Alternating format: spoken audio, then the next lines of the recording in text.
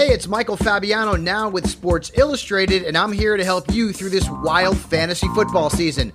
To win in fantasy, you need player rankings you can trust, and ours have received the top 5 accuracy award over the last 3 seasons. Sign up for the all-new SI Fantasy Plus at si.com/fantasy. We even have tools that sync with your leagues and experts who are standing by answering your questions in our premium chat. Sign up for SI Fantasy Plus at si.com/fantasy and win your leagues in 2020. That's si.com/fantasy. Today's podcast is brought to you by Blue Canary. The bird has landed on beautiful Bainbridge Island, conveniently located at 499 Madison Avenue. ASE Master Technician Clint Ramsey brings over 15 years of experience, award-winning diagnostic skill, and a desire to reinvent the automotive repair experience. Schedule an appointment online at bluecanary.biz or call them today at 206-451-4220. I'm Maria Metzler, the Executive Director of Helpline House. The global pandemic has affected us all differently. If you or your neighbors need food assistance, mental health counseling, rental assistance, or Parks and Rec vouchers, please reach out. Helpline House can help in many ways. Find us on the web at helplinehouse.org. It's what we do. Neighbor helping neighbor. This segment of the B.I.Stander Podcast is brought to you by Eagle Harbor Insurance. We don't sell insurance, we help people buy it. This has always been their motto and continues. They understand every family has different insurance needs, be it coverage or premiums. No 2 cases are the same, and they will always do their best to guide you into the proper coverage to fit your budget. They are here to help anytime. Give them a call at 206-842-7410 or contact them online at eagleharborinsurance.com.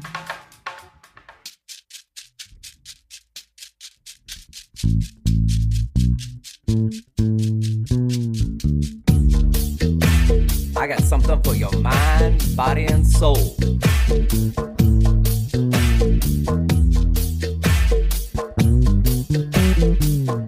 I got something for your mind, body, and soul.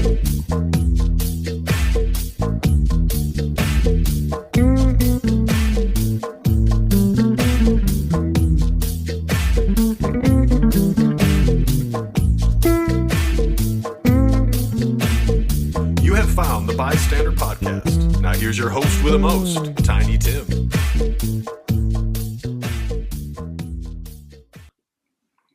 Hello, everybody, and welcome to the B.I.Stander Podcast. I am not your usual host. My name is Erin Merrihew. I'm a communication and empowerment coach, and your host, Tim, has graciously invited me to hop on and share some content with you today. So what you're going to hear in the next hour or so is a series of talks that I have given to my listeners as part of my free Heart Call series. These are calls that are open to the public. Anyone can hop on. And they're calls where I explore some of the things that I am working with to live a more courageous, authentic, open-hearted life. So you'll hear some stories, you'll hear some concepts and ideas, and some takeaways, hopefully, that can help you put some new tools into action really quickly in your own life to experience more well-being. So I hope that you find some personal meaning, some things that are valuable for you in these talks. A brief word about me and who I am. So I am really passionate about supporting people to identify, acknowledge, and release patterns, ways of being, habits of communication that no longer serve them. So it's my absolute joy to work with individuals in a coaching capacity, but also to lead educational programs that really help people surface and heal that which is no longer serving them in their way of being and their way of relating to themselves and others. If you're interested in my work, if you like what you hear in this next hour and you want to learn more, you can visit my website, which will be included in the show notes. It's erinmerrihew.com. And when you visit my website, you can subscribe to my newsletter and receive a free step-by-step guide to boundaries without backlash. So this is the unique framework that I've created to help people learn what their boundaries are, identify them in a clear way, and then communicate them, hopefully in a way that is more connecting than not. So if this interests you, I encourage you to visit my website, subscribe to the newsletter, and go ahead and get that free guide to boundaries without backlash. You could also, while you're there, subscribe to my free heart calls. So the calls you'll be hearing on today's episode are calls that I lead every other Tuesday morning at 9 a.m. Pacific time. And I'd love to have you tune in. If you can't make it to every call, no worries. You can subscribe to the list and you'll get a recording of each call after the fact. All right, Podcastville, I hope you have a beautiful time listening to this episode. And I look forward to connecting with you some point in the future. Be kind, take care, and enjoy. Welcome, everyone. Thanks for joining me here on today's Heart Call. Let's get started as usual with a couple of minutes of touching in with our hearts. So if you'd like to join me with closing your eyes, sending a signal to your body, your mind that they can relax and become present. And then just starting to connect with your heart.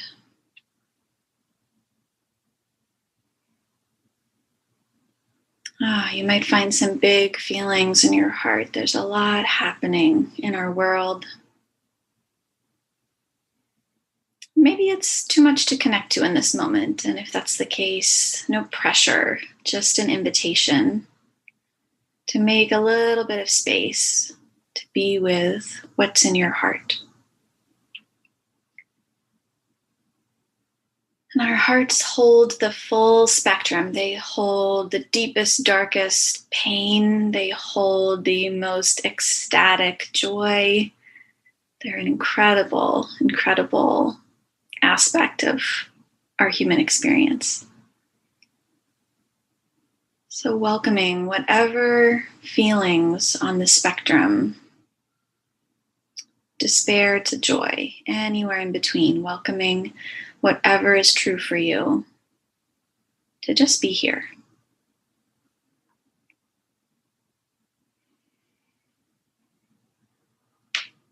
It's okay to feel how I feel. It's good to let myself feel.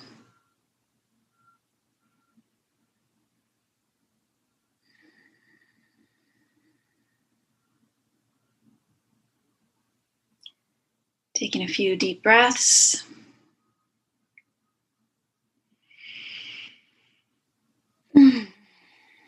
And then coming back to the screen. All right. So today's topic is reality checks.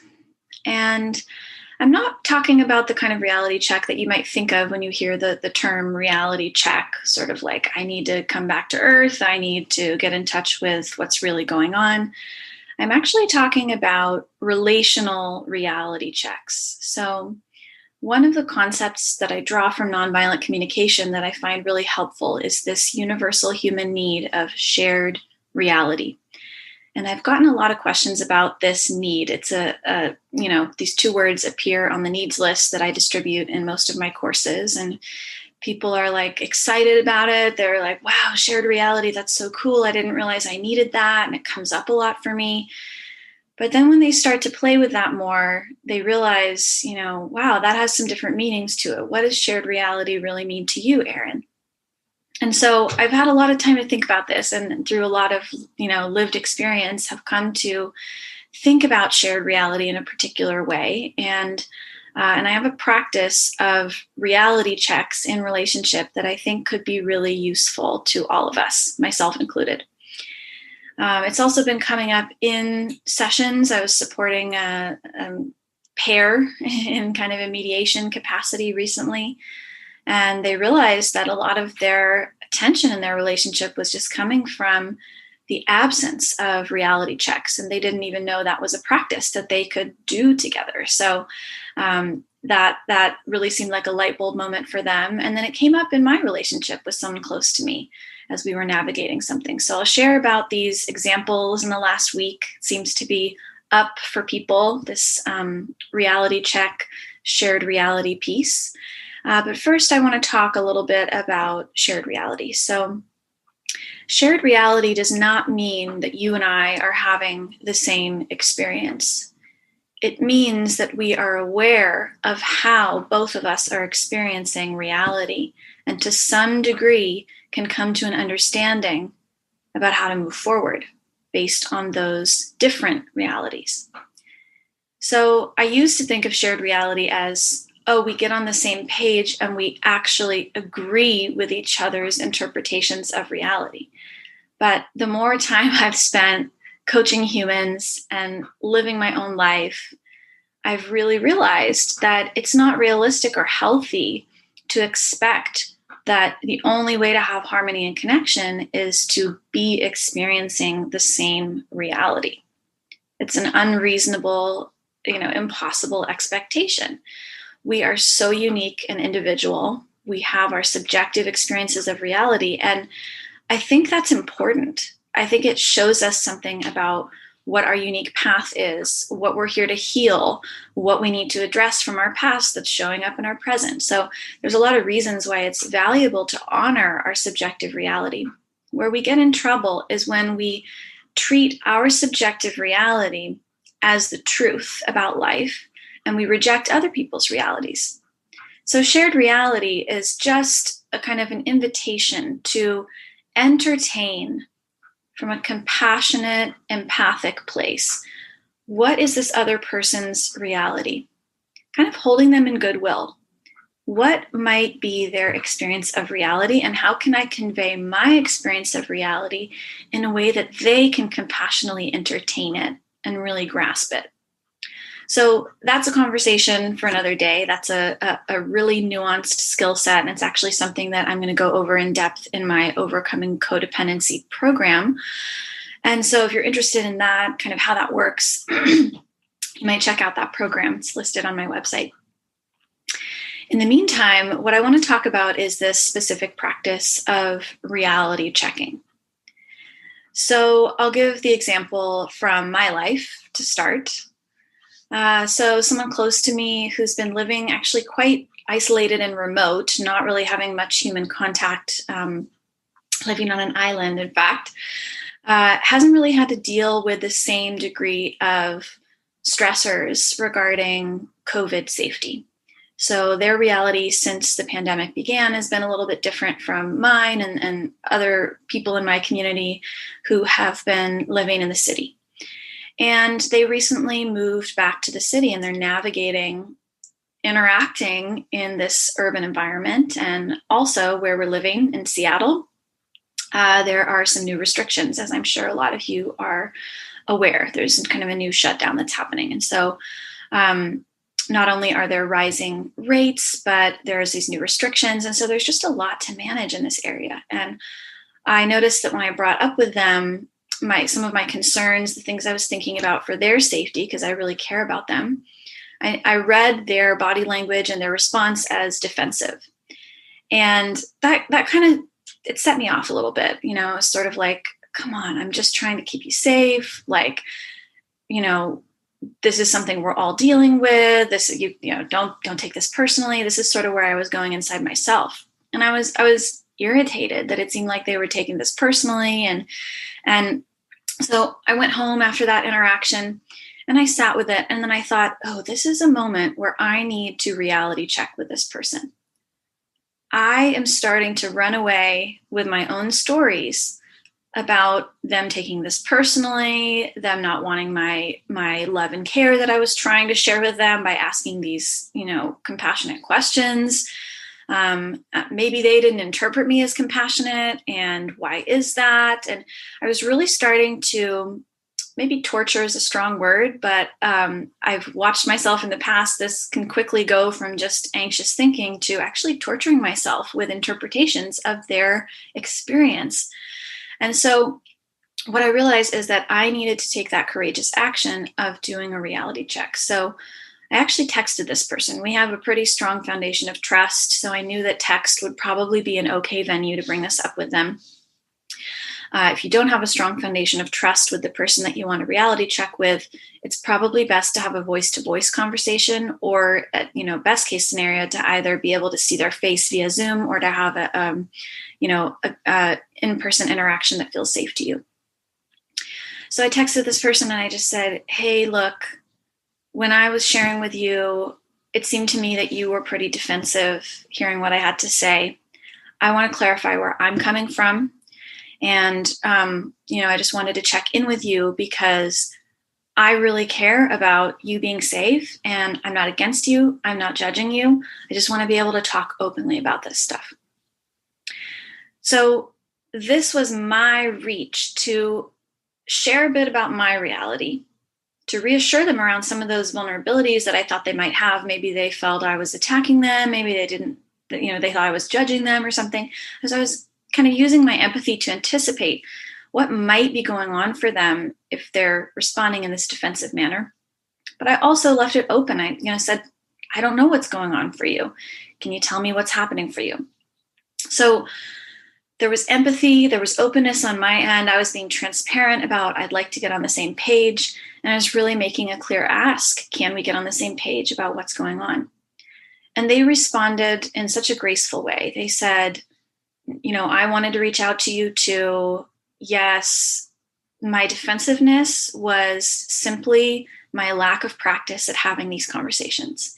Where I've been living, I haven't had to think about this or deal with this. So this is new for me, and I'm adjusting. I really thank you for your care. And here are the steps I'm thinking about taking per our conversation to be safer. Again, thank you. So they were able to receive that really gracefully and pivot and have enough self-awareness to realize what was going on for them, that they were in this kind of moving from this lack of practice to really getting skillful at how to have these conversations about COVID safety. That text interaction never would have occurred to me maybe 6 or 7 years ago. I would not have given myself permission to reach for that person. And I would have probably spent a lot of time torturing myself thinking, what are they thinking? And how unfair is it that they were defensive? And really kind of going on this rampage in my own thinking. And I am here to deliver the message to all of us. And I love these reminders for myself too, that we don't have to stay in that place of struggle and torture when we have an experience with someone that doesn't feel good to us. And this is complex because we have different histories with different people. We have different levels of trust. We have different kind of foundations. But in most cases, if we come and bring a reality check, try to get on the same page quickly, soon after it happens, but even a long time after it happens, revisiting something from the past that we don't feel settled about, it can have immediate positive relief for both people. I know that this person, when I reached out to them, they expressed relief that I reached out. And they said, if you didn't reach out, I would have, because we both knew we were starting to have divergent realities that were going to get us in trouble in terms of our relationship. So this is the practice of a reality check that I'm encouraging. Now with my clients, they had a backlog of reality check. They had at least a year, if not longer, of some tensions that had built up and some interpretations that maybe had been true a year ago, but they were now in a different place. So they took the risk of bringing up something from the past. Hey, I know a year ago when I brought up this thing, you were really upset. It was really painful for you. And so I made the assumption that you didn't want me to ever talk about that thing with you again. And then the person was able to say, well, that's not entirely true. I did feel a lot of pain then, but I've actually come to a different place with it now. And it actually, I think, is worse for our relationship when you tiptoe and try not to talk about it. So And then they were able to clarify the boundaries that felt good in their relationship. So that's another benefit of this reality check, is not only can it provide that immediate relief of getting on the same page, it can illuminate where you need some structures to support the relationship moving forward. How do we want to communicate about this thing? What is the boundary that we need from here on out?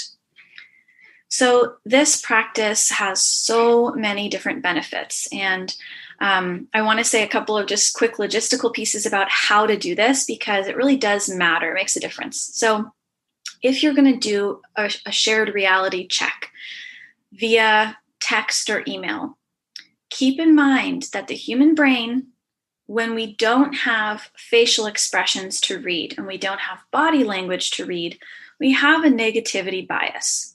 So when we read any communication via text or via email, and we don't know the body language or the facial expression, we can't place where this is coming from, we have a slight negativity bias. We have, that we will read any message slightly more negative than it's intended.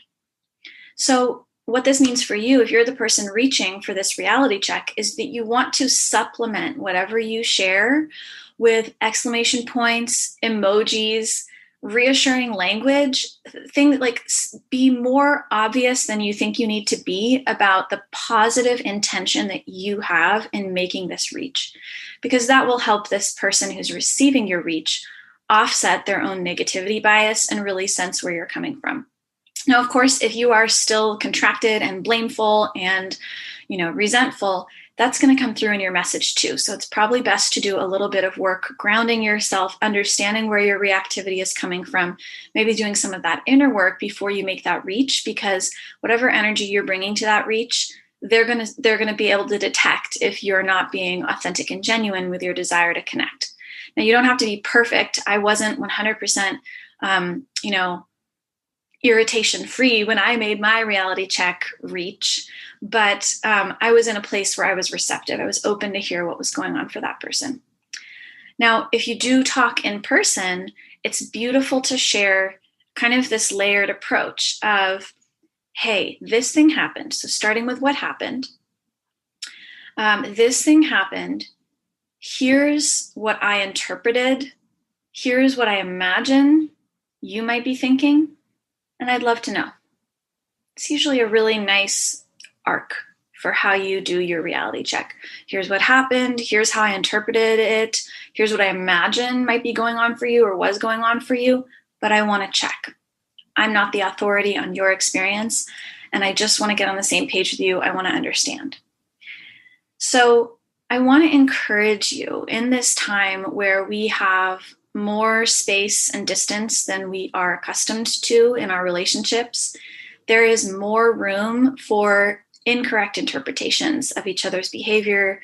There's more room for us to ruminate, to really stew on things that maybe haven't sat well with us, things that are left unsaid, things that are unsettled. And this is a profound opportunity. When we have this space and this distance, we can reflect on the connections we have, and we can reach for each other, and we can say, hey, I know this is out of the blue, but I've really been thinking about this interaction we had, and I'm realizing that it feels unresolved for me, or it doesn't feel good for me. Are you open to talking about what your experience was? So this is from, big to small triggers in relationship. For the clients I was supporting, these were kind of on the bigger end, significant tensions, things, real impacts that had happened that were painful, that they needed to get on the same page with. With the person that I spoke about in my life, it was a little bit smaller, something that we could easily repair very quickly, same day. Wherever you land on that continuum, consider providing yourself the relief and the ease that can come by venturing to make that reality check.